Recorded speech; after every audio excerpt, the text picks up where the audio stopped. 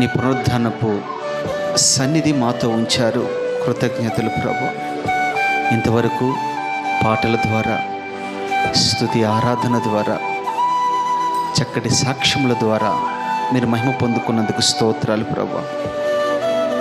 నీ శ్రేష్టమైన సమయంలో నీ వాక్యం కొరకు మేమందరం ఎదురు చూస్తున్నామయ్యా.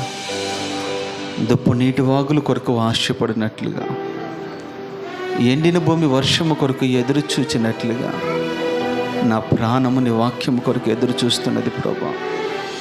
నీ వాక్యం ద్వారా నాతో మాట్లాడండి, నన్ను సంధించండి ప్రభా, నన్ను సరిచేయండి ప్రభా, మంచి మార్గంలో నన్ను నడిపించండి.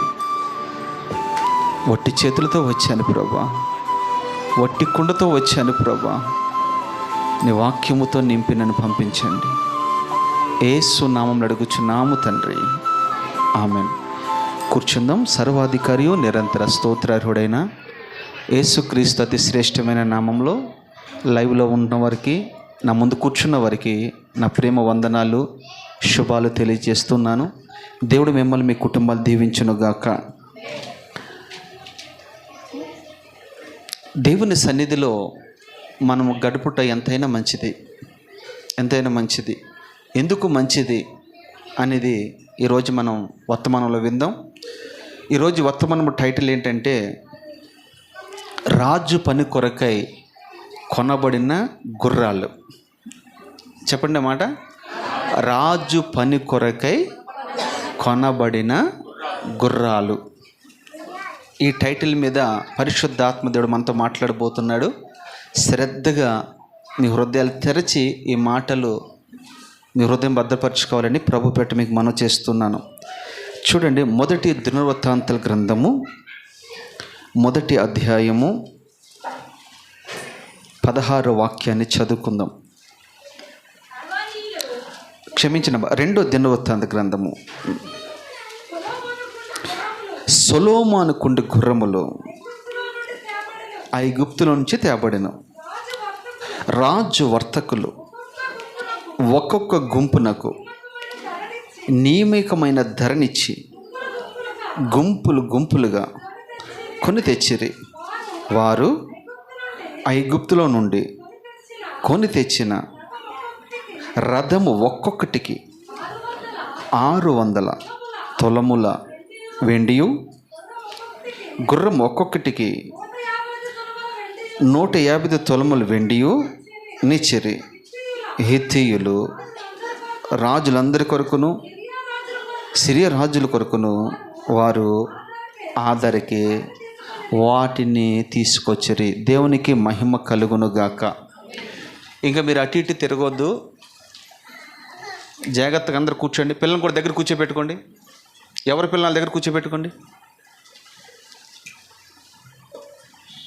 డై వాళ్ళని కూడా కూర్చోబెట్టి ఇక్కడ కూర్చోండి. మొదలు లోపడండి.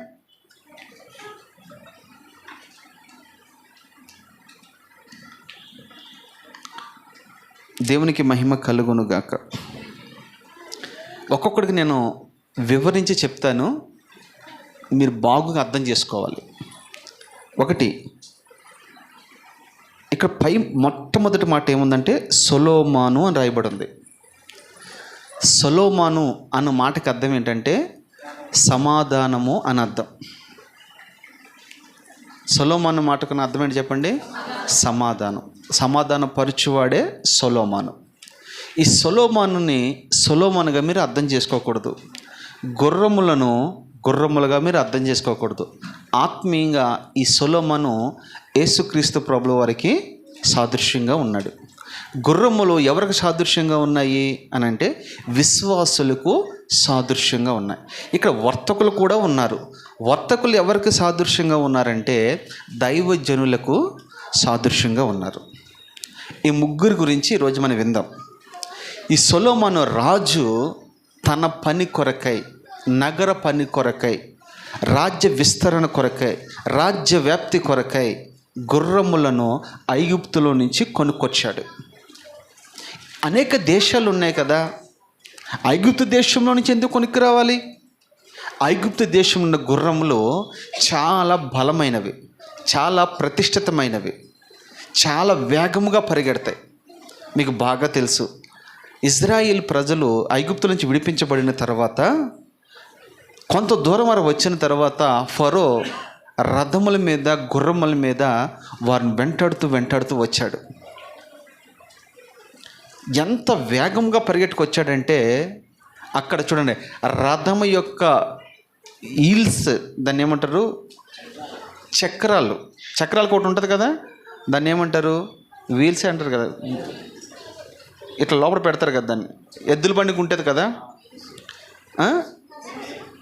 దినుసు అంటారా, ఇరుసు, రైట్, ఇరుసు కూడా పడిపోయినా సరే, చక్రాలు ఊడిపోయినా సరే, మనిషి ఏమైపోయినా సరే గురి యొద్దకు శత్రుని పట్టుకోవాలనే ఆకాంక్షతో గుర్రములు వేగంగా పరిగెడుతూ ఉన్నాయి.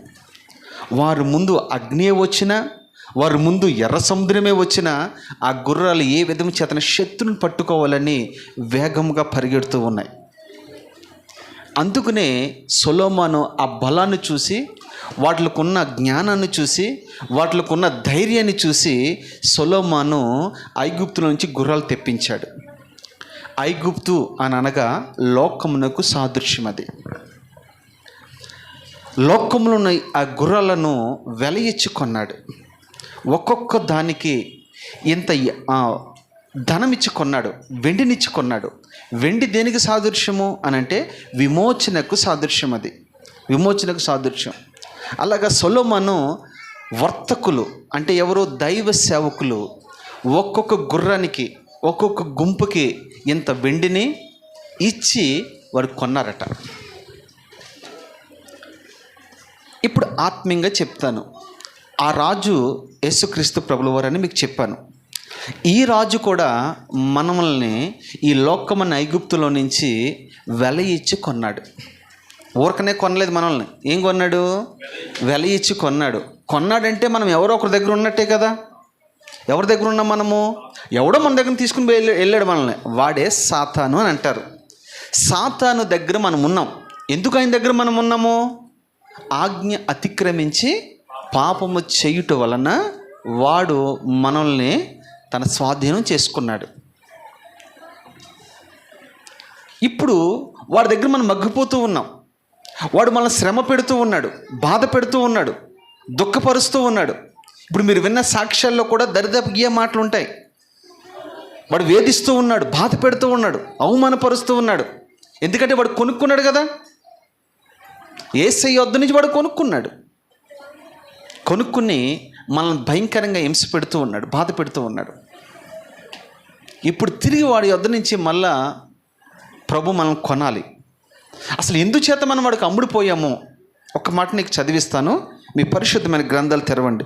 యెషయా గ్రంథము 50 అధ్యాయము 1వ వాక్యం. అందరూ కూడా మీ పరిశుద్ధమైన గ్రంథాలు తెరిచి చూడాలి.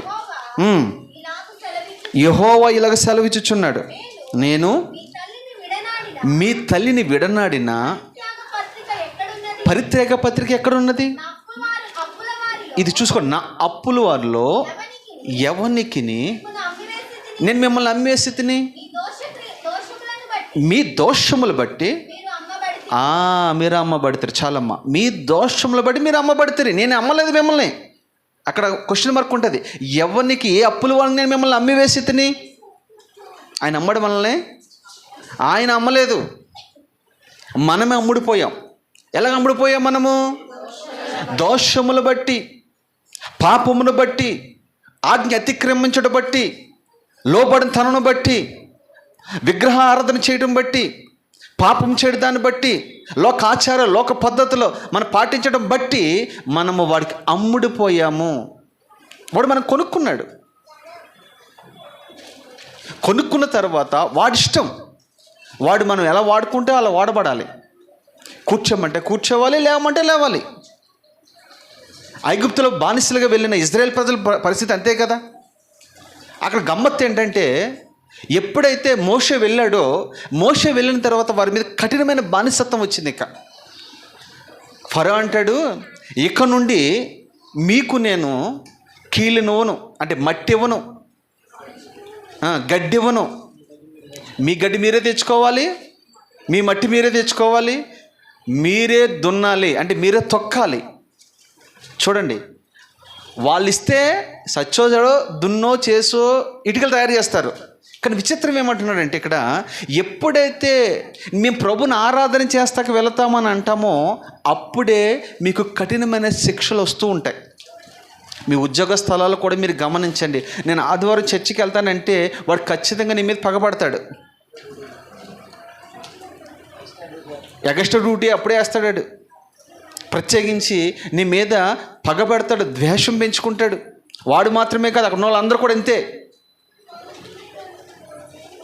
ఐగుప్తు పరిస్థితి అది. వాళ్ళు ఆ బాధ తాళలేక యెహోవాకి మొరపెట్టారట. యెహోవాకి ఎప్పుడైతే మొరపెట్టారో ఆయన వాళ్ళ మాటలు వింటూ ఉన్నాడు. నేను అంటాను, ఇక్కడ ఒక చిన్న లాజిక్ చెప్తాను మీకు. వీళ్ళు బాధలో ఉన్నప్పుడు మొరపెట్టారు కానీ ఊరకున్నప్పుడు మొరపెట్టారా? నేను అంటాను, ఆ 430 సంవత్సరాలు బాధ తర్వాత వాళ్ళు మొరపెట్టారు. నేను అంటాను, ముందే మొరపెట్టుంటే ముందు విడుదల పొందేవారు కదా. మనకు వచ్చిన అలవాటు ఏంటంటే, మనకున్న జబ్బు ఏంటంటే, బాగా డ్రై అయిపోయిన తర్వాత మొరపెడతాం మనం. అవునా కదా? శ్రమల్లోకి వెళ్ళిపోయిన తర్వాత, నాశనం అయిపోయిన తర్వాత అప్పుడు మొరపెడతాం మనం. ముందే మొరపెడితే ఆ పరిస్థితి నీకు ఉండదు కదా. ఇందాక అదే చెప్పాను, ఆమె హాస్పిటల్కి వెళ్ళక ముందే ప్రభుని అంగీకరించుంటే ఆ పరిస్థితి వేరేగా ఉండేది. ఈమెకి సుభాషణకి తేడా ఏంటంటే, సుభాషణక్క దేవుని నమ్ముకుంది, ప్రతి నెల ప్రభు బలలో, చెప్పండమ్మా, ప్రభు బలలో చేయి వేస్తుంది. ఆమె దేవుని జ్ఞాపకంలో ఉంది. అదే అంటూ ఉంటాను అప్పుడప్పుడు మీకు. అప్పుడప్పుడు ఎవరైనా ఫోన్ చేశారనుకో, ఆ నెంబరే వస్తుందా పేరే వస్తుందో మనకు అర్థం కాదు ఎవరని. ఏం చేస్తాం మనం? దాన్ని ముందుకు గెంటేస్తామా లేదా? ఒకవేళ ఫోన్ చేయాలన్నా నీకు మనసు రాదు, ఏమో ఎవరు రాంగ్ కాలేమో. అదే నువ్వు ఫీడ్ చేసుకునే నెంబరు నీకు ఫోన్ కాల్ వస్తే నువ్వేం చేస్తావు? అవునా కదా? ఇది ఎంత వాస్తవమో. నువ్వు దేవుని రక్తంతో కడగబడకుండా, దేవుని సన్నిధిలో రాకుండా, ప్రార్థించకుండా, వాక్యం చదవకుండా, దేవుని పరిచర్యలో నువ్వు ఉండకుండా నువ్వు ఒక్కవేళ మొర్ర పెడితే ప్రభు కూడా అలాగే అనుకుంటూ ఉంటాడు. ఎవరో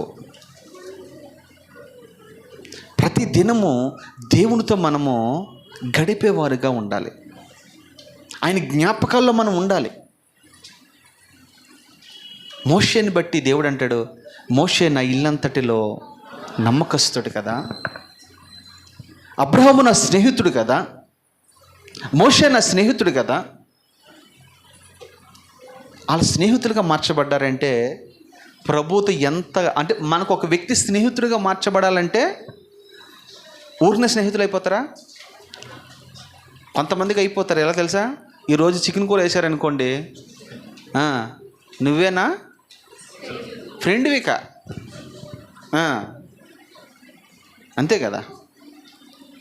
అలాంటి స్నేహాలు ఎప్పటికీ, ఒకవేళ పొరపాటున ఆపదలు ఉన్నప్పుడు 10,000 అప్పుగాని ఇచ్చాడనుకో, నువ్వే నా ప్రాణం అంటావు, నువ్వే నా ఊపిరి అంటావు. అవునా కదా? ఇది ఎంతకాలం నిలుస్తుంది? ఇది కాదు. నిజ స్నేహితుడు ఎవరనంటే, ఏది ఆశించకుండా ఉపకారం చేసేవాడే నిజమైన స్నేహితుడు. ఆ నిజమైన స్నేహితుడు యేసుక్రీస్తు ప్రభుల వారే. చూడండి, మనతో ఆయన స్నేహం చేస్తే, ఒకవేళ నువ్వు ఎప్పుడైనా ఒక రోజు కనపడకపోతే అంటే అర్థమేంటి తెలుసా? రోగగ్రస్తుడివి హాస్పిటల్లో ఉన్నాడు అనుకో, నా ఫ్రెండ్ ఎక్కడికి వెళ్ళాడు అని ఆయన వెతుక్కుంటూ నీ వద్దకు వస్తాడు. అది నువ్వు హాస్పిటల్లో ఉన్నా, ఐసీలో ఉన్నా, మరణపు అంచులకు నువ్వు వెళ్ళినా, ఒకవేళ నువ్వు మరణమే అయిపోయినా దేవుని యొద్దకు వచ్చి నిన్ను లేపడా? నేను చెప్తున్న స్టోరీ అనుకుంటున్నారా? నిజం చెప్తున్నాను నేను. లాజరు ప్రభుకు స్నేహితుడే కదా, చనిపోయాడు. 4 రోజులు అవుతుంది. తన స్నేహితుడు చనిపోయిన సంగతి ప్రభుకు తెలిసింది. వచ్చాడా రాలేదా? వచ్చాడు. సమాధుల్లో ఉన్నాడు. అప్పుడు సమాధి దగ్గరికి వచ్చి ప్రభు ఏడుస్తూ ఉంటే చుట్టుపక్కల ఉన్న వాళ్ళందరూ అంటారు, చూసారా లాజర్ని ఎంత ప్రేమిస్తున్నాడు ఈయన, లాజర్ని ఎంత ప్రేమిస్తున్నాడు చూడండి. ఏడ్చాడు ఆయన, ప్రభు ఏడ్చాడండి. ఎవరి కొరకు? ఎందుకు ఏడ్చాడు తెలుసా? ఎన్ని మార్లు ఇంటికి వెళ్ళాను కదా నేను, ఎన్ని మార్లు ఇంట్లో భోజనం చేశాను కదా, ఎన్ని మార్లు ఇంట్లో విశ్రాంతి తీసుకున్నాడు, ఒక్కసారే నా మాట వినలేదు కదా, ఒక్కసారే నా మాటలు వినడానికి కూర్చోలేదు కదా, నాకు విధేయత చూపలేదు కదా, నాకు లోబడలేదు కదా అని ప్రభు ఆ విషయాలు గుర్తు తెచ్చుకుని నేర్చాడు. అంతేకాని చనిపోయినందుకు ఆడవలా.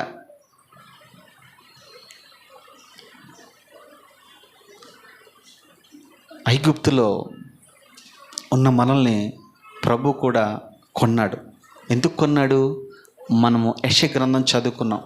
మీ అతిక్రమముల చేత, మీ దోషముల చేత మీరే అమ్మబడితే. మనమే అమ్ముడిపోయాం, ఆయన అమ్మలేదు మనల్ని, మనమే. ఒకటి, ఆజ్ఞ అతిక్రమించడం వల్ల అమ్ముడిపోయాం, విగ్రహారాధన చేయటం వల్ల అమ్ముడిపోయాం. అవునా కదా? సహోదరుని ప్రేమించకపోవడం ద్వారా కూడా అమ్ముడిపోయాం కదా. ఇప్పుడు అమ్ముడిపోయిన వ్యక్తి ఎలాగైనా విడిపించాలని ప్రయత్నం చేస్తూ ఉన్నారు. ఈ లోకంలో ప్రజలందరూ కూడా ఈ పాపపు బానిసలో నుంచి విడిపించబడడానికి ఏం చేయాలి, ఏం చేస్తే నా పాపం పోద్ది, నా శాపం పోద్ది అని అన్వేషణ చేస్తూ ఉన్నారు. కొందరైతే మహానుభావులు దేశం కానీ దేశం వెళ్తున్నారు, రాష్ట్రం కానీ రాష్ట్రం వెళ్తున్నారు. ఎక్కలేని కొండ ఉండదు, ఎక్కలేని గొట్టు ఉండదు, మొక్కని దేవుడు ఉండడు. వారి ధనము, వారి బలము, వారి సమయము, అన్నదానం, గోదానం, భూదానం, వస్త్రదానం, ఎన్నెన్నో దానాలు చేస్తున్నారు. ఎందుకు చేస్తున్నారు? వాళ్ళు పాపం పోవాలని, పాపం నుంచి విడిపించాలని.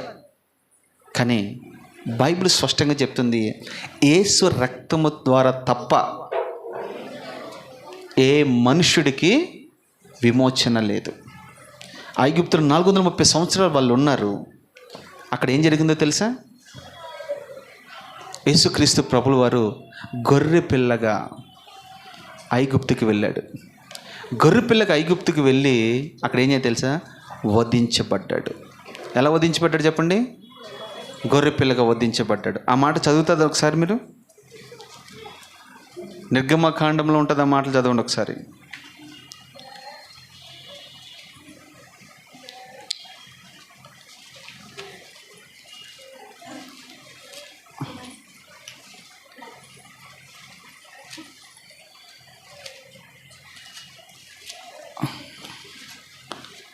నిర్గమకాండము 12వ అధ్యాయము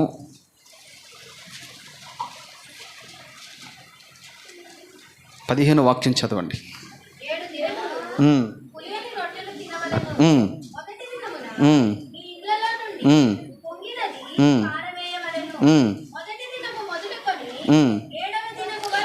పదమూడు చదువు చాలు నాన్న, 13 ఒక్కటి చదువు చాలు. మీ ఉన్న ఇండ్ల మీద ఆ రక్తము మీకు గుర్తుగా ఉండెను. చాలమ్మా.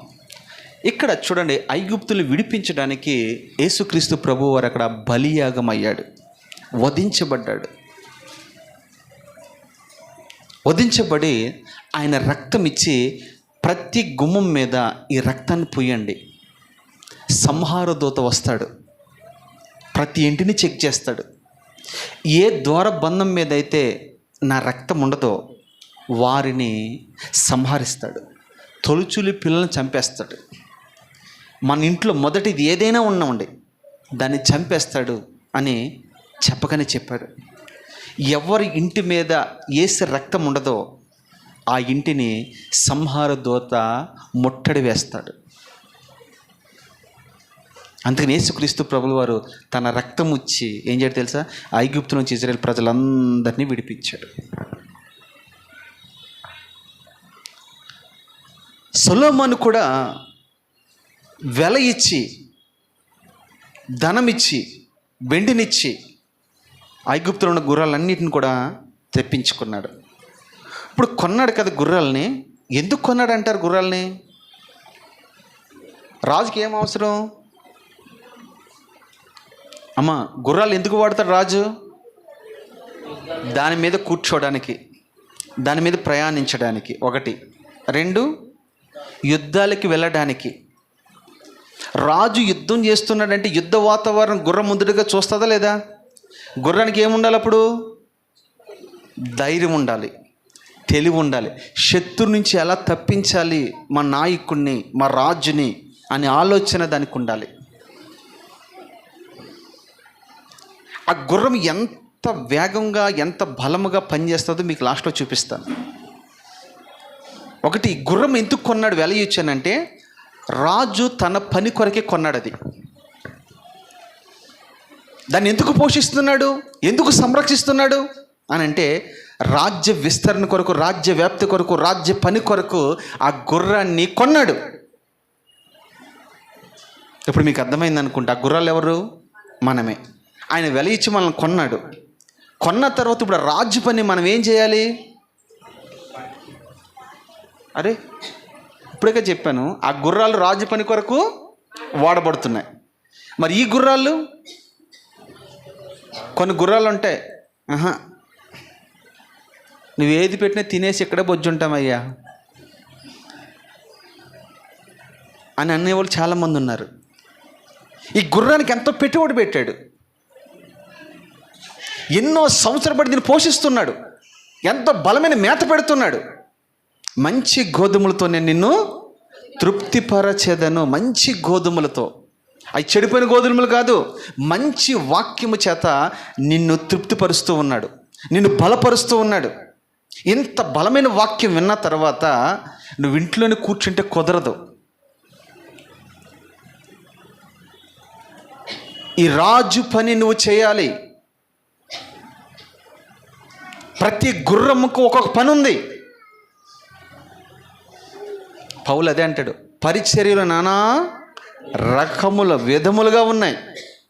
ఒకడు ప్రకటించేవాడుగా ఉంటాడు, ఒకడు ప్రార్థించేవాడుగా ఉంటాడు, ఒకడు స్తుతించేవాడుగా ఉంటాడు, ఒకడు పరిచర్య చేసేవాడుగా ఉంటాడు, ఒకడు ఆత్మలు సంపాదించేవాడుగా ఉంటాడు, ఒకడు ధనం వెచ్చించేవాడుగా ఉంటాడు, ఒకడు అనేక మంది పురుకొల్పేవాడుగా ఉంటాడు, ఒకడు అనేక మందిని సమాధానపరిచేవాడుగా ఉంటాడు, ఒకడు మేటలు ఎత్తేవాడుగా ఉంటాడు, ఒకడు బాత్రూంలు కడిగేవాడుగా ఉంటాడు. పరిచర్య రకరకాలుగా ఉన్నాయి. ఇదంతా ఆయన పనే. బోధించేది ఒకటే కాదు, అన్ని రకాల పనులు ఉన్నాయి. వీటన్నిటికీ ఒకటే జీతం. ఒక్కసారి ద్రాక్ష తోటలకు వెళ్ళిన తర్వాత మనం పని చేసిన ఏ పనైనా చేయి, జీతం ఒకటే. ప్రభు అదే అంటాడు కదా, పనివారిని పిలిచాడు ద్రాక్ష తోట పనికి. అందరూ వచ్చారా లేదా? ఉదయం మొదలుకొని సాయంకాలం వరకు వస్తూనే ఉన్నారు. వాళ్ళ పని తగ్గట్టుగా వాళ్ళకి జీతం ఇస్తూ ఉన్నాడు.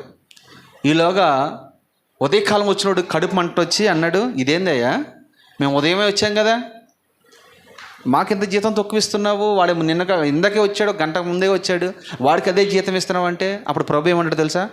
నా ఇష్టం అయ్యా, నా సొమ్ము నా ఇష్టం, నీకు ఇవ్వాల్సింది నీకు ఇచ్చానా లేదా? ప్రభు మాట్లాడాడు.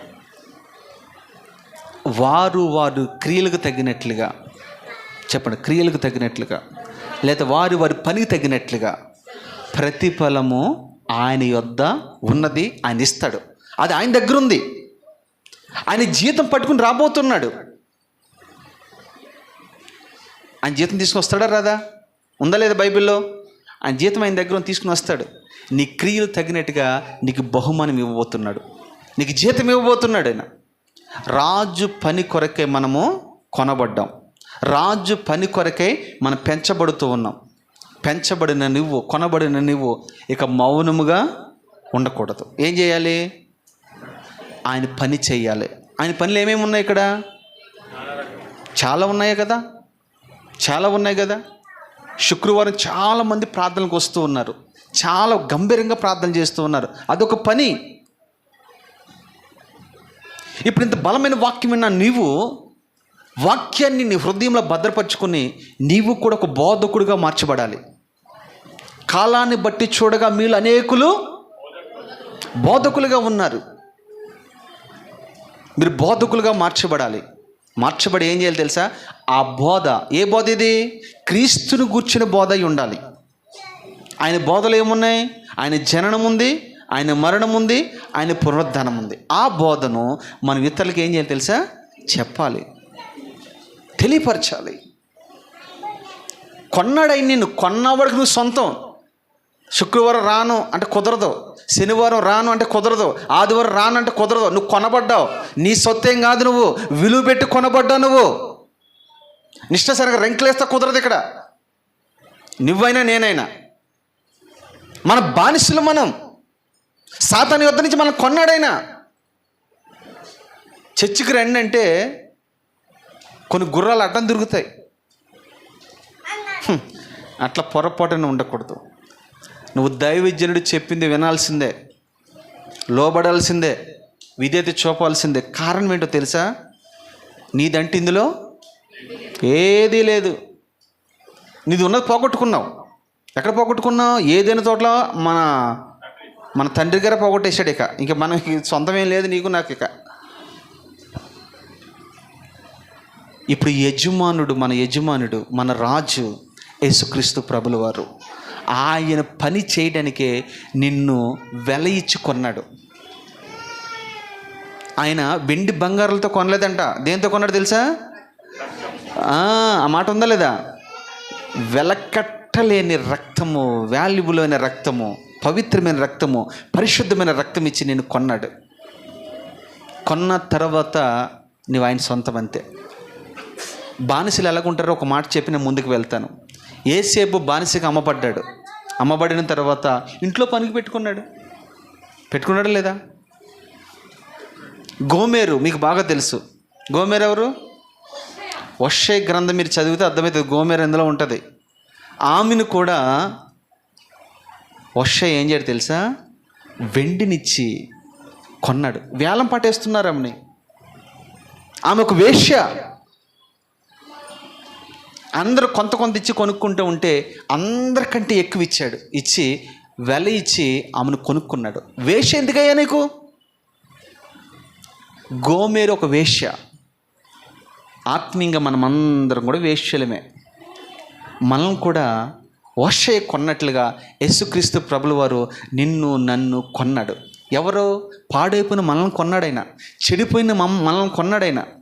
ఎందుకు? పనికిరా నిన్ను నన్ను కొన్నాడైనా. ఎందుకు? పనికొచ్చే పాత్రగా చేయడానికి, వాడబడే పాత్రగా చేయడానికి, మహిమార్థంగా నిన్ను చేయడానికి, అందరి ఎదుట నేను ఘనంగా నిలబడడానికి ఆయన కొన్నాడు.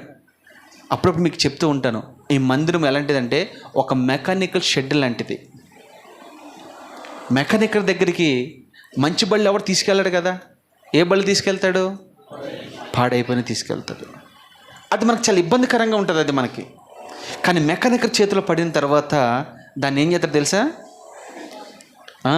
మన చర్చిలో కూడా మెకానికల్ ఉన్నాడు. ఎవరు? అశోక్ అన్న. మీరు ఏ బళ్ళు పోయినా, మా శరీర సంబంధమైన బళ్ళు అమ్మా, ఈ వేరే బళ్ళు కాదు, శరీర సంబంధమైన బళ్ళు ఎవరికి పోయినా అన్న దగ్గర పెట్టుకెళ్ళండి. చక్కటి మెకానికర్ మంచిగా చేసి పంపిస్తాడు. ఎప్పుడో చెప్పాను, కింద తోటి పోయిందయ్యా సరి చేయండి అయ్యా అని.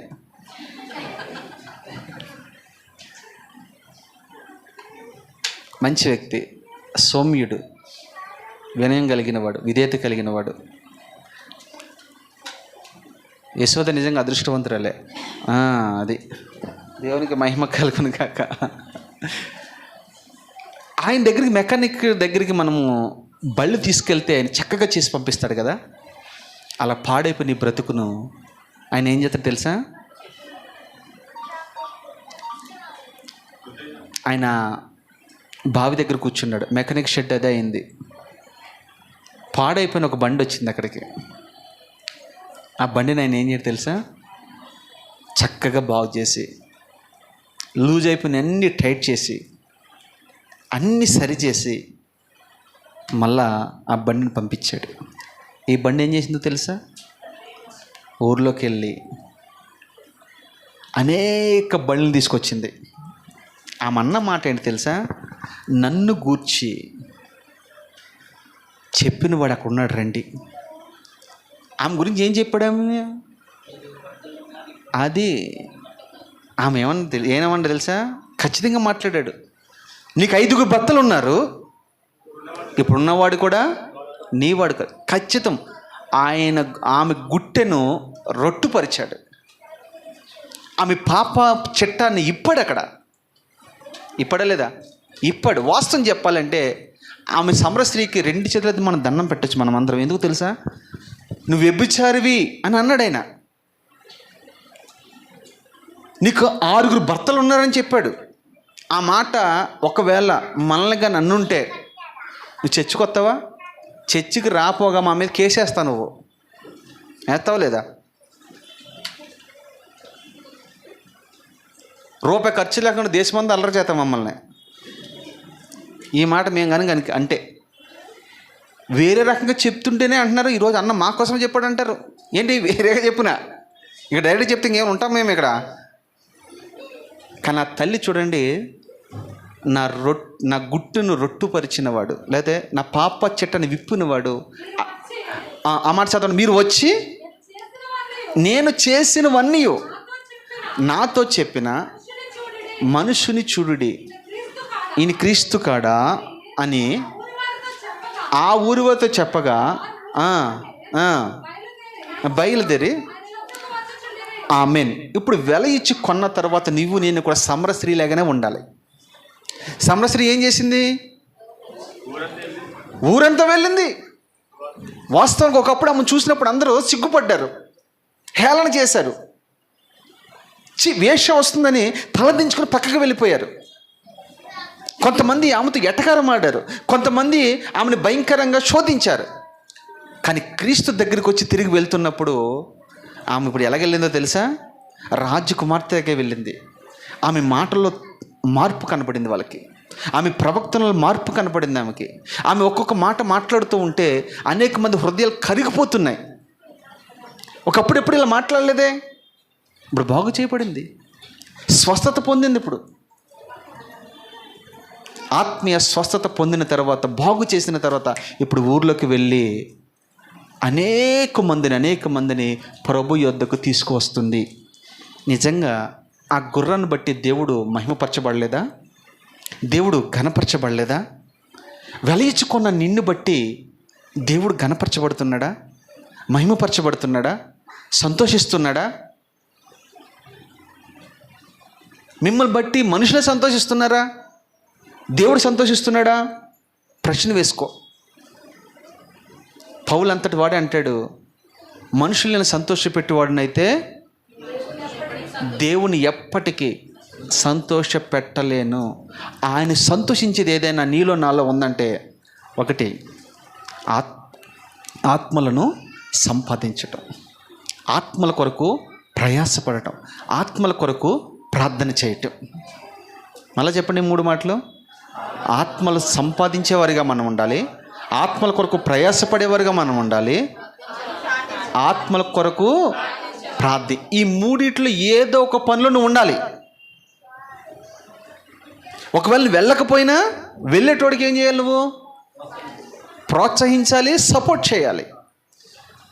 లేదు ప్రార్థన చేయి, లేదు నీ ధనమైన హెచ్చించి, అయ్యా అక్కడ మీటింగ్ పెట్టండి, 4 రూపాయలు కుడుకులు పెట్టండి, 10 మంది వస్తారు, 4 పాస్టర్లు రమ్మని చెప్పండి, నేను డబ్బు ఇస్తా.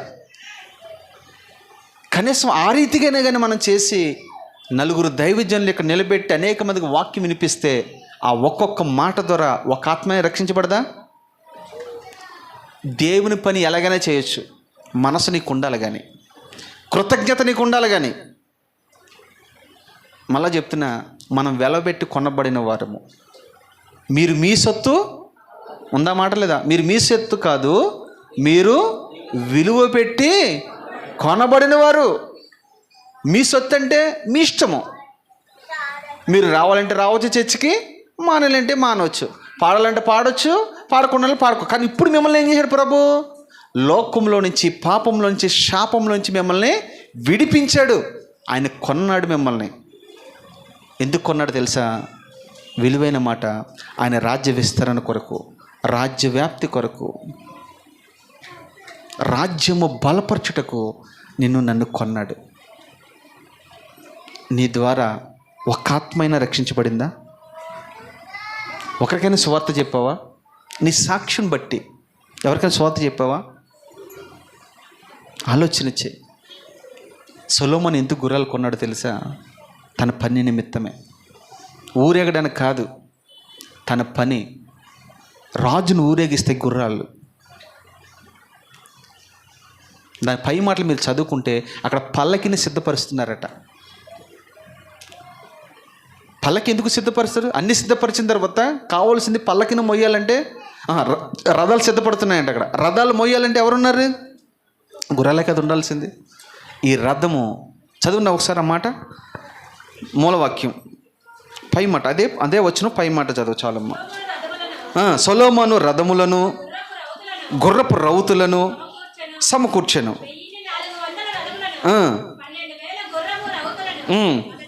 చూసారా, ముందుగానే సిద్ధపరచడట్లు. ఎందుకు? రథము అనగా ఆత్మీయంగా సంఘం అని అర్థం. సంఘం ఇది.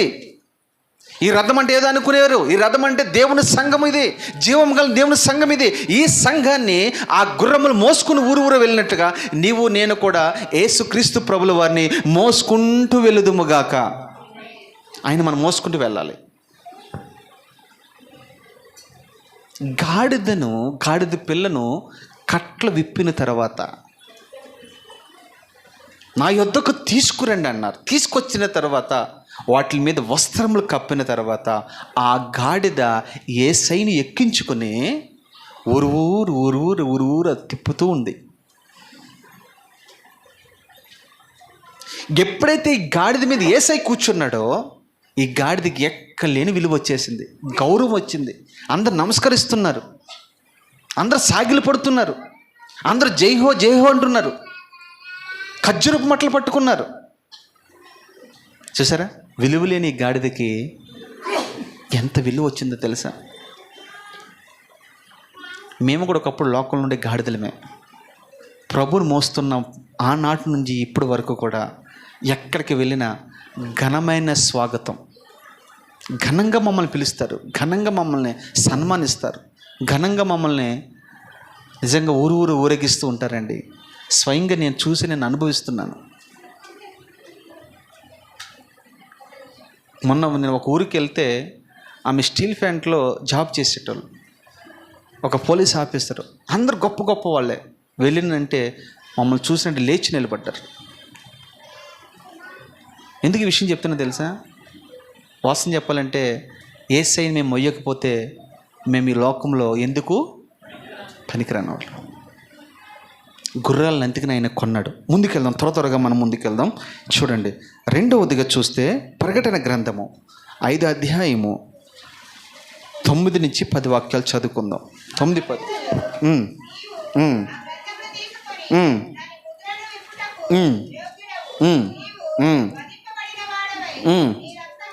వధింపబడిన వాడవి నీ రక్తమిచ్చి ప్రతి వంశములోను ఆయా భాషలు మాట్లాడే వారిలోనూ ప్రతి ప్రజలోనూ ప్రతి జనములోనూ దేవుని కొరకు మనుషులను కొని మా దేవునికిని వారిని చూడండి ఒక రాజ్యముగాను ఒక యాజకులుగాను చేసితివి. చాలమ్మా, అబ్బా ఎంత స్పష్టంగా మాటలున్నాయి చూడండి, ఎంత అద్భుతంగా ఉన్నాయి చూడండి. ఆయన మనల్ని కొనడానికి వధించబడ్డాడు. యెషయా గ్రంథంలో ఉంటుంది కదా, ఆయన వధకి తేబడిన గొర్రె పిల్ల. ఆయన ఎందుకు తేబడ్డాడు? పరలోకం నుంచి భూమి మీదకి, పరలోకం నుంచి భూమి మీదకి ఎందుకు వచ్చాడు? ఏలుబడి చేయడానికి వచ్చాడా? పెత్తనం చేయడానికి వచ్చాడా? రాజరికం చేయడానికి వచ్చాడా? సింహాసనం మీద కూర్చోడానికి వచ్చాడా? దేనికి వచ్చాడు నా ప్రభు? వధించడానికి వచ్చాడు, వధించబడ్డానికి వచ్చాడు. యోహాన్ అంటాడు కదా, ఇదిగో లోక పాపం మోసుకుని పోవు దేవుని గొర్రెపిల్ల. అది మన పాపాలు మోసపోవడానికి వచ్చాడు ఆయన, మన పాపాలు భరించడానికి వచ్చాడు ఆయన, మన పాపాల నిమిత్తం సిలువేయబడ్డానికి వచ్చాడు ఆయన. ఆయన్ని రాను వారి కొడుతూ ఉంటే ఆయనకి స్వరూపమైనను సొగసైనను లేదే. రూపమంతా పోగొట్టుకున్నాడు. నీ కొరకు నా కొరకు వధించబడ్డాడు ఆయన. వధించబడిన తర్వాత ఆయన రక్తం ఇచ్చి, అద్భుతమైన మాటలు మీరు గమనించండి, ప్రతి వంశములోనంట, ఆయా భాషలు మాట్లాడే వాళ్ళ నుండి, ప్రతి ప్రజలోనూ దేవుని కొరకు చాలా చూడండి, అన్ని దేశంలో నుండి, ప్రపంచ దేశంలో ఎన్ని జాతుల వారు ఉన్నారో, ఎన్ని మతస్థులు ఉన్నారో, ఎన్ని భాషలు మాట్లాడేవారు ఉన్నారో, ఎన్ని రంగులు కలిగిన ప్రజలు ఉన్నారో, వారందరినీ కూడా యేసు తన రక్తం ఇచ్చి వారిని కొంటూ ఉన్నాడు, ఇంకా కొంటూనే ఉన్నాడు. అంతే మీరు గమనించండి. మారువాడివిస్ ప్రభు నమ్ముకున్నారు, మీకు తెలుసా? వాళ్ళ పాస్టర్లు కూడా ఉన్నారు, మీకు తెలుసా? ముస్లిమ్స్లో ఉన్నారు, చైనీస్ ఉన్నారా, బౌద్ధులు, చిక్కు మతస్థులు,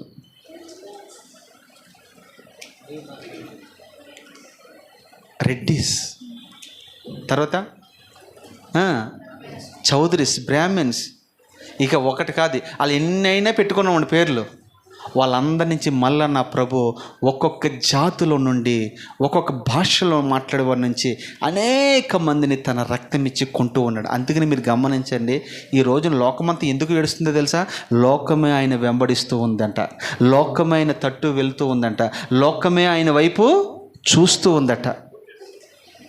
అందుకనే లోకస్తులందరూ ఏడుస్తూ ఉన్నారు, సాతాను ఏడుస్తూ ఉన్నాడు. చాలామంది నన్ను అడుగుతూ ఉంటారు, వాళ్ళకి చెప్పే ఒకే ఒక జవాబు నేనేం చెప్తాను తెలుసా? ఒకే ఒక మాట సమాధానం చెప్తాను.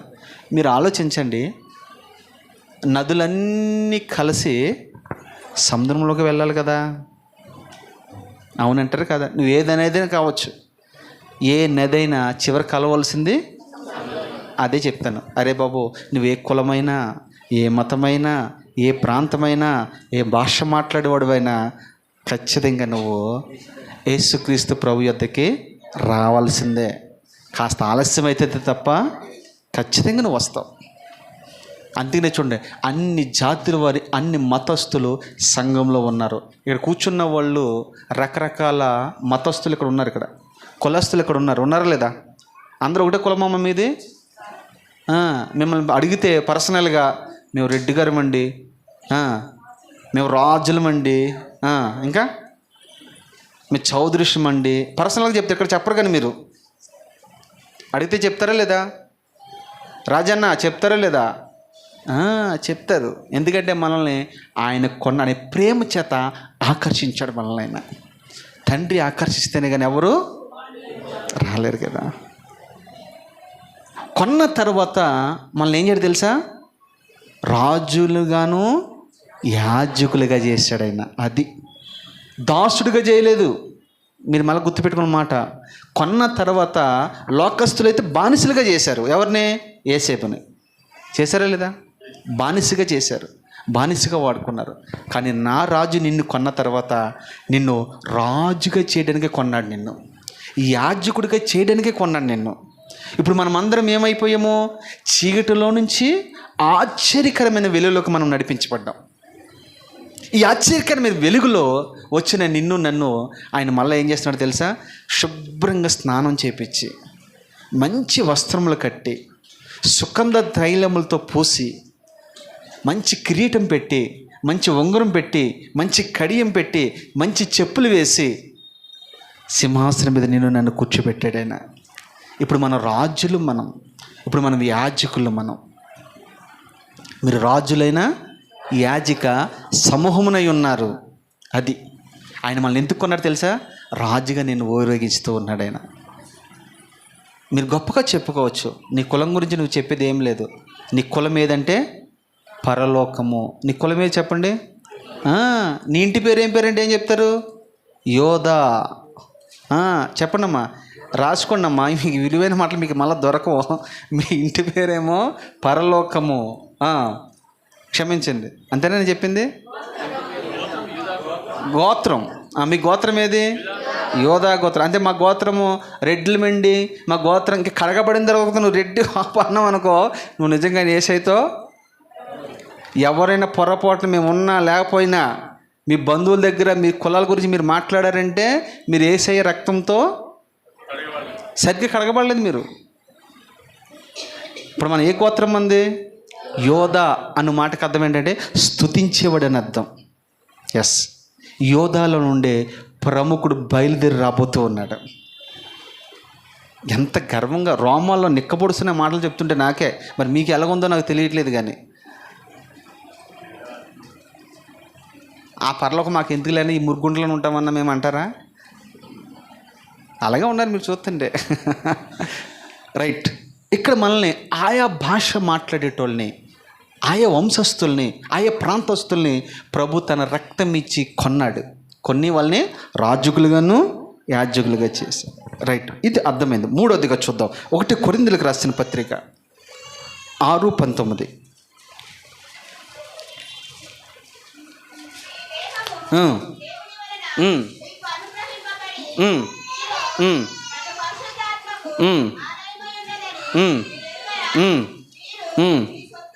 అది గనుక మీ దేహముతో దేవునికి మహిమ ఈ మాట ఒకసారి అందరు చదువుతారా? అందరు చదవండి ఒకసారి. చదవండమ్మా మళ్ళా. మీ దేహము దేవుని వలన మీకు అనుగ్రహింపబడింది. ఎవరు ఎలాగ అనుగ్రహింపబడింది మనకి? ఎలాగా? ఆయన రక్తం ఇచ్చి. అంతేనా? ఆయన రక్తం ఇచ్చి మనల్ని కొనుక్కున్నాడు ఆయన. అలాగే మీకు మీ దేహం అనుగ్రహింపబడింది, మళ్ళా విమోచించబడింది. మళ్ళా ఇప్పుడు మనం ఏం చేయాలి? చదువు. మీలోనున్న పరిశుద్ధాత్మకు ఆలయమై ఉన్నారు. మీరు మీ సొత్తు కాదు, విలువ పెట్టి కొనబడిన వారు కనుక మీ దేహముల ద్వారా. అది సంగతి. అదే అమ్మ ఫైనల్గా. ఇప్పుడు మనం దేవునికి ఆలయం అయిపోయాం. మనం మనుషుడు కట్టే హస్తకృత్యంలో నివాసము చేయను. నేను ఏర్పరచుకున్న దేవాలయము మానవ హృదయము కదా. ఈ మానవ హృదయంలో దేవుడు నివాసం చేయాలని కోరుకుంటూ ఉన్నాడు. నిన్ను ఎందుకు కొన్నాడు తెలుసా? నీతో నివాసం చేయాలని, మీ మధ్య నివాసం చేయాలని. ప్రత్యక్ష గుడారం కట్టిన తర్వాత మోషేతో ప్రభు అదే అన్నాడు, నేను నా ప్రజల మధ్యన నివాసము చేయాలని ఆశపడుతున్నాను. నేను ఇంకా పరలోకంలో ఉన్నాను. ఆ సింహాసనం నాకు అంత సంతోషాన్ని ఇవ్వట్లేదు, ఆనందాన్ని ఇవ్వట్లేదు. నేను నా ప్రజల మధ్యలో ఉంటాను, నా సంఘం మధ్యలో నేను ఉంటాను, నా పెండ్లి భార్య మధ్య నేను ఉంటాను అని నా ప్రభు పరలోకం విడిచిపెట్టి భూమి మీద దిగి వచ్చేసాడు. ఎంత గొప్ప ఆశ్చర్యం! ఈ దేహముల ద్వారా దేవుని మనం ఏం చేయాలంట? మహిమపరచాలి. ఈ దేహం ద్వారా, దేవుడు ఇచ్చిన దేహాన్ని బట్టి నువ్వేం చేయాలి? ప్రభుని మహిమపరుస్తున్నావా, సిగ్గుపరుస్తున్నావా?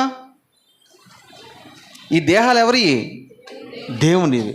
ఈ దేహం ద్వారా దేవుడు మహిమపరుస్తున్నావా, ఘనపరుస్తున్నావా, గొప్ప చేస్తున్నావా, సిగ్గుపరుస్తున్నావా? కొంతమంది దేహాలను బట్టి దేవుడు నిజంగా సిగ్గుపడతాడు. అమ్మా, మీ వస్త్రధారణ బట్టి కూడా దేవుడు సిగ్గుపడకూడదు. మన వస్త్రధారణ ఎలాగ ఉండాలి? తగ్గుమాత్రపు డ్రెస్సులు వేయాలి, తగ్గుమాత్రపు బట్టలు వేయాలి. ర్యాంపుల మీద నడిచేటట్టు ఉండకూడదు. తగ్గుమాత్రపు డ్రెస్. ఎందుకంటే నువ్వు లోకం నుంచి ప్రత్యేకించబడిన తర్వాత మన ఆశలు చావాలి. రాజుకి ఇష్టమైన డ్రెస్ వేసుకోవాలి మనం. మీకు బాగా తెలుసు కదా, శూషణ కోట గురించి చెప్పినప్పుడు మీకు అనేక మంది కన్యకలు అక్కడ ఉన్నారు. వీళ్ళందరూ చూడండి, మా ఇష్టం అండి, మాకు నచ్చిన డ్రెస్సులు వేసుకుంటాం, మాకు నచ్చిన బట్టలు వేసుకుంటాం, మాకు నచ్చిన నగలు పెట్టుకోండి అమ్మా, పెట్టుకోండి. కానీ అందులో ఒక తల్లి మాత్రం ఏముంది చెప్పండి? హేగే వర్షానికి తను అప్పగించుకుంది. ఆ హేగే ఏం చేయడు తెలుసా? అమ్మ నువ్వు కూడా అలంకరించుకుని వెళ్ళిపోమ్మ వాళ్ళతో పాటు అంటే ఆమంటది లేదు అయ్యా, రాజుకి ఏది ఇష్టమో, రాజుకి ఏ అలంకరణ ఇష్టమో, రాజుకి ఎలాంటి బట్టలు ఇష్టమో, రాజుకి ఎలాంటి వస్త్రధారణ ఇష్టమో నాకంటే నీకే బాగా తెలుసయ్యా. నువ్వు నన్ను అలంకరించవా, నువ్వు నన్ను సిద్ధపరచవా అన్నప్పుడు నిజంగా చెప్తున్నానండి, ఆ తల్లి అప్పగించుకుంది. హేగే అంటే పరిశుద్ధాత్మ దేవుడికి సాదృశ్యం. రాజు యేసుక్రీస్తు ప్రభు వారికి సాదృశ్యంగా ఉన్నాడు. ఆ రాజు మనస్తత్వం పరిశుద్ధాత్మ దేవునికి తెలుసు. అందుకని పరిశుద్ధాత్మ దేవునికి నన్ను నేను అప్పగించుకుంటే ఆయన మనల్ని చక్కగా తయారు చేస్తాడు, అందంగా తయారు చేస్తాడు, రాజు కోరుకునేటట్టుగా తయారు చేస్తాడు. అందుకనే కీర్తనలో రాయబడిన మాట, నీ రాజు నీ సౌందర్యంను కోరుకుంటున్నాడు.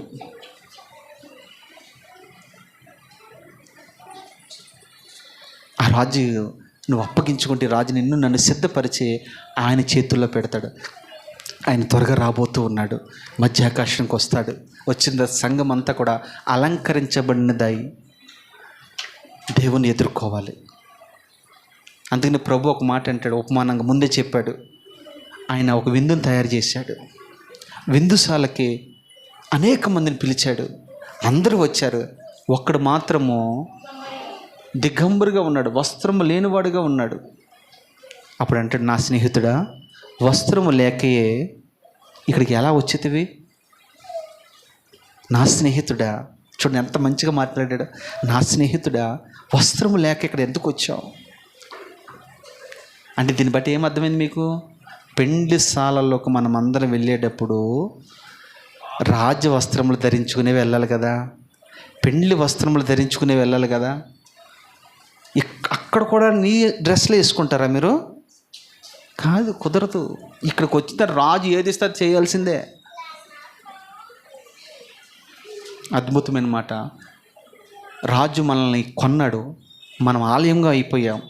ఈ ఆలయం ద్వారా దేవుడు మహిమపరచబడాలి. దేవుడు దుఃఖపడకూడదు. దేవుడు యేసయ్య నిన్ను బట్టి నన్ను బట్టి మహిమపరచాలి, మహిమపరచబడాలి, ఘనపరచబడాలి. చివరిగా ఒక మాట చెప్పి, చాలా విషయాలు ఉన్నాయి కానీ సమయం అయిపోయింది. ఒక్క మాట చెప్తాను. ఎస్తేరు గ్రంథం 8:9 కూడా చదవండి.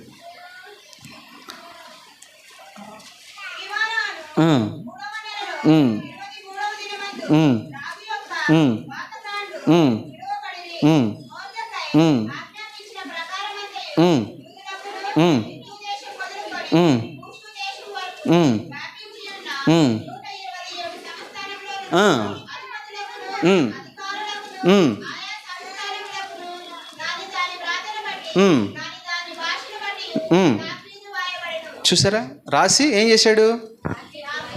రాయబడిను. తర్వాత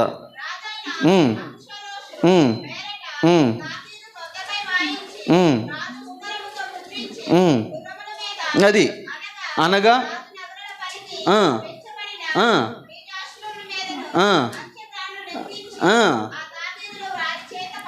ఆమేన్, ఆమేన్. ఇక్కడ మీకు క్లియర్గా అర్థమైపోయింది. రాజు ఎందుకు కొన్నాడు, ఎందుకు పెంచుకుంటున్నాడు అని అంటే, రాజు ఒక పత్రం మీద రాజు ఉంగరంతో ముద్రించి, ఇక అద్భుతమైన మాట, ఒక భాష కాదు, ఆయా భాషల చేత. అందుకని మీరు చూడండి, సేవకుడు దేవునికి గుర్రాలుగా ఉన్నారు. అందుకని ఈ గుర్రాలు అమెరికా వెళ్తున్నాయి, ఆస్ట్రేలియా వెళుతున్నాయి, జపాన్ వెళ్తుంది, ఇజ్రాయెల్ దేశం వెళ్తుంది. ప్రపంచ దేశంలో మన ఆంధ్ర గుర్రాలు పనిచేస్తున్నాయి ఈరోజు. గట్టిగా చెప్పడం కూడా దేవుడు మహింపరుద్దాం. నిజంగా చెప్తున్నాను అనే విషయం, నేను గర్వంగా చెప్తున్నాను ఈ విషయంలో. వాళ్ళు వెళ్ళినందుకు మనకు బాధ కాదు, వాళ్ళు వెళ్తున్నందుకు మనం సంతోషపడాలి. ఎందుకు తెలుసా? ప్రపంచమంతా, నేను మళ్ళీ చిటికేసి మళ్ళీ చెప్తున్నా, ప్రపంచమంతా మన తెలుగు గుర్రాలు పనిచేస్తూ ఉన్నాయి ఈ రోజున. నేను వాళ్ళు చూసినప్పుడు చాలా సంతోషపడుతూ ఉంటాను. ఈ పరిచర్యను కూడా దేవుడు ప్రపంచ దేశాలు తిప్పునుగాక, మనం కూడా ఆయన మోయుదుముగాక, ప్రతి గుర్రమైన మోయునుగాక. చూసారా, ఆయా భాషలో వీళ్ళకి ఆ భాష రాకపోయినా అక్కడున్న భాష వాళ్ళతో టైఅప్ అయి వీళ్ళు తెలుగులో మాట్లాడుతూ ఉంటే హృదీలో, తర్వాత హిందీలో, తర్వాత అన్ని భాషల్లో వారు తర్జుమా చేస్తూ ఉన్నారు ఈ రోజున. మెట్టికి ఏదేమైనా కానీ మన తెలుగు జాతి వారు మన ఆంధ్రప్రదేశ్లో, తెలంగాణ కంటే కూడా ఆంధ్రాలో భయంకరంగా సేవకులు ఉన్నారు. నిజంగా చెప్తున్నా, భయంకరమైన సేవకులు ఉన్నారు. ప్రపంచ దేశాలు దున్నుతూ ఉన్నారు యేసు నామంలో. ఎందుకు విషయం చెప్తున్నా తెలుసా? గుర్రాలన్నీ వాడబడుతూ ఉన్నాయి. దేవునికి మహిమ కలుగును కాక. మరి నువ్వెప్పుడు వాడబడతావు? సమయం అయిపోతుంది. ఇంకా ఆయన రాబోతూ ఉన్నాడు. నువ్వు నేను కూడా వాడబడేవారుగా ఉందాం కాక. ఒక్క మాట చెప్పి ముగిస్తాను. దేవుని చిత్తమైతే దీని గురించి ఫుల్గా మరొకసారి చెప్తాను. ఒక్క మాట, అదేంటి? యోబు గ్రంథము 40 అధ్యాయము 23 చదువుకుందాం. యోబు గ్రంథము చూడండి. నది ప్రవాహము పొంగి పొర్లినను అది ఏది భయపడదు? గుర్రం. అది ఏది భయపడదు? అది భయపడదు. యోర్దాను నుండి ప్రవాహం పొంగి తన నోటి యొద్దకు వచ్చినను అది ధైర్యము విడవదు. అది చూచుచుండగా ఎవడైనా దాన్ని పట్టుకోగలరా?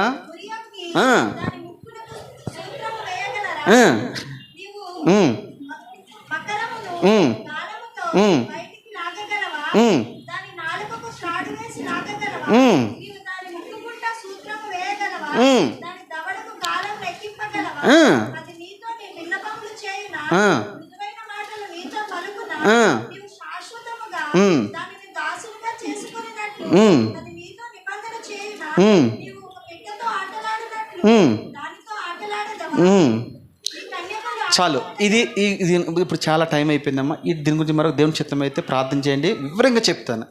దీంట్లో ఒక్క మాట మీకు చెప్పాలని ఆశపడుతున్నాను. ఇది యుద్ధ శబ్దములు విన్నప్పుడు చాలా ఆనందంగా గంతులు వేస్తుందంట. ఈ గుర్రానికి ఉన్న ప్రత్యేకత అది. ఐగుప్తు గుర్రానికి ఉన్న ప్రత్యేకత ఏంటో తెలుసా? ఆ మాట ఉందా? మీరు చదువుతారా? ఆ ఒక్క మాట చదవాలి. ఇందులోనే ఉన్నాయమ్మా, కాకపోతే చదివించడం ఎందుకని మీతో నేను చదివించట్లేదు. యోబు గ్రంథము 39:19 కూడా మీరు చూస్తే ఆ మాటలు ఉంటాయి.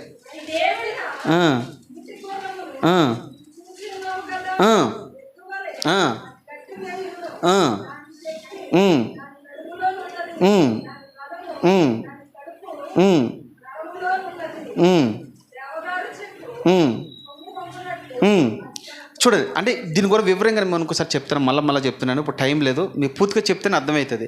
అయితే ఇక్కడ ఒక మాట నేను తీసుకుని చెప్తున్నాను. అది భయము పుట్టించు దానిని అది వెక్కిరించి భీతి నొందకుండా. మళ్ళీ చదవమాట. అది భయము పుట్టించి అంటే యుద్ధంలో భయం పుట్టిస్తా లేవా? యుద్ధంలో భయం పుట్టించినప్పుడు అంటే ఈ గుర్రం అంటే ఏం చేస్తుందంట? వెక్కిరిస్తుందట. చూడండి, భీతి నొందకుండా భయపడదు, ఖడ్గమును చూచి వెనుకకు తిరగదు, అంబులు పొదియు బల్లెమును అది ఉర్దంట కోపముతో అబ్బాబాబా బహుగా పరిగెట్టి. ఆ మాటలు చదువుతుంటేనే ఏదోలాగా ఉంది, మీకు ఎలాగుందో నాకు తెలియట్లేదు. కానీ యుద్ధం చూసినప్పుడు, యుద్ధ వాతావరణం చూసినప్పుడు, యుద్ధ సమాచారం విన్నప్పుడు ఎక్కడ భయపడదు, వెనక్కు తిరగదు, పైగా ఉద్దంట కోపంతోనంట బహుగా పరిగెడుతుందంట. యుద్ధ వాసన చూస్తే చాలు పరిగెడతారు, యుద్ధ వాసన కూడా పసికెడుతుందంట. అది ఐగుప్తులకు గుర్రాలకున్న గొప్పతనం. దేవుని చిత్తమైతే వచ్చేవారు ఎప్పుడైనా ఈ విషయాలు నేను పంచుకుంటాను. మెట్టుకు మనమందరం విలువ పెట్టి కొనబడిన వారము, ఆయనకి మనము ఆలయమై ఉన్నాము. ఆయన మనం మహిమపరచాలి. ఒకటి చివరి మాట, ఈ గుర్రం కొనబడిన ప్రతి గుర్రము కూడా ఆయన రాజ్య విస్తరణ కొరకు, రాజ్య వ్యాప్తి కొరకు, ఆయన రాజ్యము కొరకు నీవు నేను కష్టపడి పని చేయదుముగాక. ఈ లోకంలో ఎంత కష్టపడి నీ కుటుంబం కొరకు నువ్వు ఎంత సంపాదించినా ఒక్క దినాన్ని విడిచిపెట్టి వెళ్ళిపోవాల్సిందే. కానీ ఆయన కొరకు నువ్వు చేసిన పని ఉంటా చూసారా, బల నమ్మకమైన మంచి దాసుడా. మళ్ళా చెప్తున్నా, బల నమ్మకమైన మంచి దాసుడా, నీ కొరకు నీతి కిరీటము దాచబడి ఉంది. దేవుడు నీకు నాకు నీతి కిరీటం ఇస్తాడు, మహిమ కిరీటం ఇస్తాడు.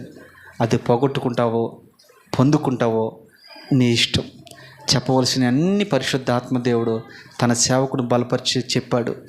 అర్థం చేసుకుంటావా, పాటిస్తావా, అనుసరిస్తావా, విడిచిపెడతావా? ఏదైనా నీ చేతికి అప్పగిస్తున్నాను. దేవుడి మాటలు మన వినుకుల్లో స్థిరపరచునుగాక. ప్రార్థన చేసుకుందాం.